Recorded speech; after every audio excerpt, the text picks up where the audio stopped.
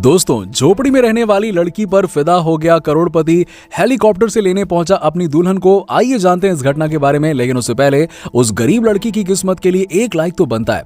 मध्य प्रदेश के एक छोटे से गांव में साहिस्ता अपने परिवार सहित रहती थी। इनका परिवार गरीब था, इनके पास न पक्का मकान था, न ही 2 वक्त का खाना खाने का साधन। ये परिवार वर्षों से गरीबी में अपना गुजारा कर रहा था और गाँव में ही इन्होंने अपनी झोपड़ी बांध रखी थी।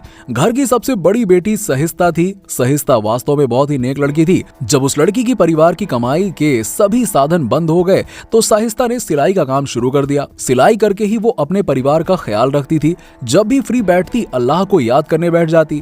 पास के गांव सुकेत में आसिफ और उसका परिवार रहता था। आसिफ पीढ़ियों से बेहद अमीर था।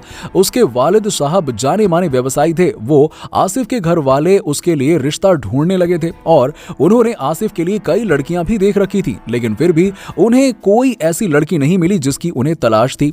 वास्तव में उनके पास धन की कोई कमी नहीं है, इसीलिए उन्हें एक शरीफ लड़की की तलाश थी जो आसिफ की जिंदगी संवार सके। आसिफ की नानी का घर साहिस्ता की झोपड़ी के पास ही था, इसीलिए आसिफ के घर वालों का वहां आना जाना लगा रहता था।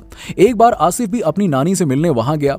दूसरे दिन सुबह उसने देखा कि साहिस्ता सुबह जल्दी पाक साफ होकर नमाज पढ़ने बैठी हुई थी। उसे लड़की की इतनी शराफत पर आश्चर्य हुआ और साहिस्ता को अपनी पत्नी बनाने का ठान लिया।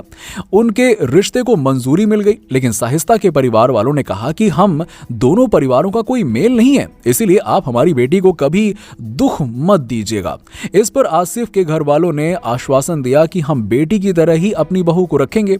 साहिस्ता भी कहती है कि उसे अपने खुदा पर यकीन था, लेकिन उसने इतना कभी नहीं सोचा था कि रातों रात उसकी किस्मत पलट जाएगी। आसिफ के घर वालों ने निकाह की जोरदार तैयारी की।